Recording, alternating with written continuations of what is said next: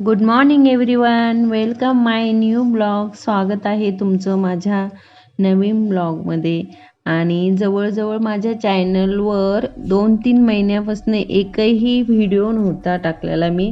त्याचं कारण असं की माझा छोटा भाऊ त्याचं लग्न होतं, मग त्यामुळे खूप सारी कामंही होते आणि व्हिडिओ शूट करणं झालं नाही माझ्याच्याने.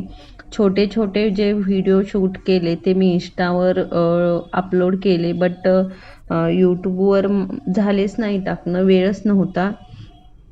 आणि लग्न म्हटलं की खूप गर्दी गोंधळ असतो, खूप सारे गेस्ट असतात आणि मज्जा मस्ती. मग त्यामध्ये व्हिडिओ कधी टाकणार काय, वेळही नव्हता आणि मला टाकायची इच्छा नव्हती. कारण जे आपण खूप दिवसांनी सगळे एकत्र, बहीण भाऊ मामा आत्या हे सगळे एकत्र येतात, मग त्यांच्या सोबत वेळ स्पेंड करायचा होता मला. तर खूप मज्जा आली लग्नामध्ये. सगळं लग्न खूप छान एन्जॉय केलं आम्ही, शौर्यनी मी. आणि हे लास्ट लग्न होतं कारण आम्ही तिघी बहिणी आणि हा सगळ्यात छोटा भाऊ होता. तर मग हे लास्ट लग्न होतं. आम्ही असं ठरवलं होतं खूप एन्जॉय करायचा. मी छोटंसं इंस्टावर इंस्टावर नाही, सॉरी, यूट्यूबवर पण मी हळदीचा व्हिडिओ टाकलेला आहे बघा, डान्स करताना. खूप एन्जॉय केला मी हळदीच्या दिवशी. म्हणजे आम्ही कोणत्याच लग्नात एवढा एन्जॉय केला नव्हता. डान्स वगैरे केला होता बट एवढा एन्जॉय केला नव्हता, पण ह्या लग्नात खूप जास्त एन्जॉय केला, सगळ्यांनीच केला. त्याचं छोटेसे व्हिडिओ पण मी छोटे छोटे पुढे व्हिडिओ यूट्यूबवर पण टाकणार आहे, तुम्ही नक्की बघा. आणि खूप छान वाटत होतं. आणि त्यानंतर लग्न झाल्याच्या नंतर आम्ही जेव्हा पुण्याला येत होतो तेव्हा खूप वाईट वाटत होतं ह्यासाठी की खूप सारी माणसं होती तिथे, मम्मी पप्पा आणि बहिणी माझ्या सगळ्या आलेल्या. तर तेव्हा टाईम कसा जात होता कळत नव्हतं. आणि आता पुण्याला परत यायचं, म्हणजे आम्ही तिघे चौघेच असतो इथं पुण्यामध्ये. आणि मग असं खूप वाईट वाटतं की एवढ्या गोंधळातून आपण आता इकडे येतोय, आता परत तेच चालू, स्कूल, ड्युटी, हे चालू होणार. बट ठीक आहे. आणि त्यानंतर मग आता म्हटलं करमत नव्हतं, 2 दिवस सुट्टी होती शौर्यला. तर मग मी असं सचिनला म्हटलं कुठेतरी जाऊन येऊ. मग अचानक असंच ठरलं की चला आपण आता इकडे तिकडे जाण्यापेक्षा जवळच जाऊ कुठेतरी. तर जेजुरीला ठरलं. माझ्या सासूबाई म्हटल्या की आपण मम्मी की आपण जेजुरीला जाऊ, खूप दिवस झाले आपण जेजुरीला गेलोच नाही. शौर्य झाल्याच्या नंतर फक्त एकदाच गेलेलो आम्ही, त्यानंतर जायचंच राहिलं. जायचं जायचं दरवेळेस ठरायचं आणि राहून जायचं. म्हटलं नाही, आज आपण जाऊनच येऊ. आणि बघा वातावरणही खूप छान होतं, ऊन नव्हतं. होतं ऊन पण जास्त नव्हतं. तर म्हटलं ढगाळ वातावरण होतं, चला. आणि मग गेलो. छोटीशी तिथं माझ्या सासूबाई म्हटल्या की आधी म्हणजे खंडेरायांची बहीण करा नदी. मला एवढं काही नॉलेज नाही, पण त्यांनीच सांगितलं की तिथे जावं लागतं अगोदर नदीवर.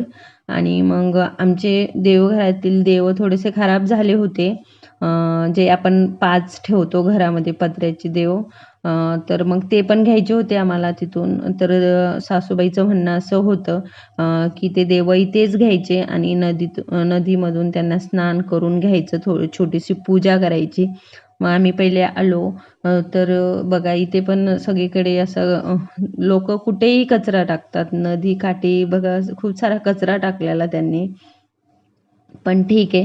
त्यानंतर मग आम्ही छोटीशी पूजा केली तिथेच. आम्ही काहीच घेऊन गेलो नव्हतं. मग तिथूनच सारं विकत घेतलं, नैवेद्य वगैरे. तिथं सगळं भेटतं. आणि मग ते देव घेतले. त्यानंतर देवाची थोडीशी पूजा केली.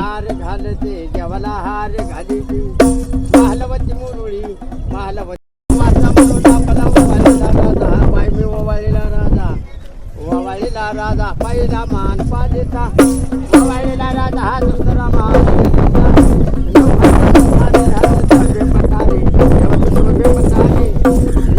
बोलता हस्तक धरून द्यावा, हात लावा, हस्तक मस्तक धरून द्यावा तुमच्या चरणाशी, मला तुमच्या चरणाशी चरण आलो आता, चरण आलो आता देवा तारा भक्ताशे. सदानंदाचा येळको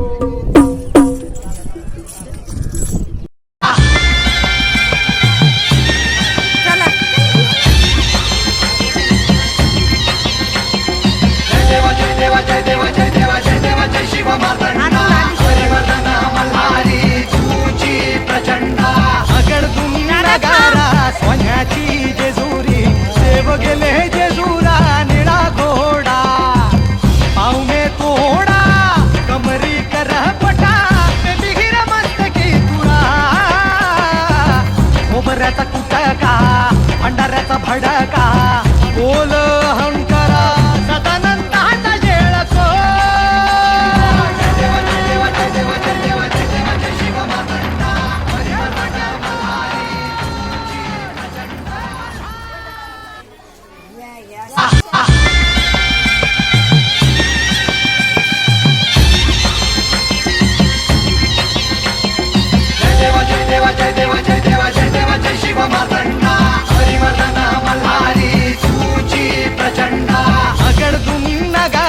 सोन्याची जेजुरी देव गेले जेजुरा निळा घोडा पाहुणे तोडा कमरी कर पटा बिगिर मस्तकी तुरा ओबऱ्याचा कुटका भंडाऱ्याचा भडका बोल हंकरा सदानंदाचा जेळको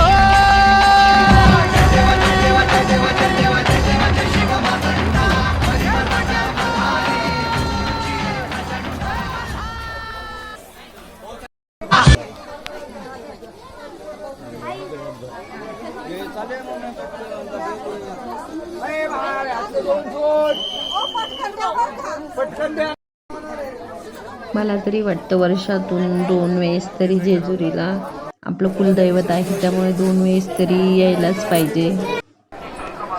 आणि आम्ही असं ठरवलंय वर्षातून 2 वेळेस जायचं जेजुरीला, कारण खूप मन प्रसन्न होतं तिथे जाऊन. आणि आज फ्रायडे होता, त्यामुळे गर्दी पण नव्हती. संडेला खूप गर्दी असते म्हणतात, तर फ्रायडेमुळे आमचं देवदर्शन खूप होती गर्दी, पण एवढी काही जास्त नव्हती. तर दर्शन पण खूप छान झालं आणि खूप वेळ बसलो आम्ही तिथे. आम्हाला 1-2 पूजा करायच्या होत्या, त्याही आम्ही करून घेतल्या आणि आजचा दिवस असा गेला. तर चला परत नवीन एका ब्लॉगमध्ये भेटू. बाय.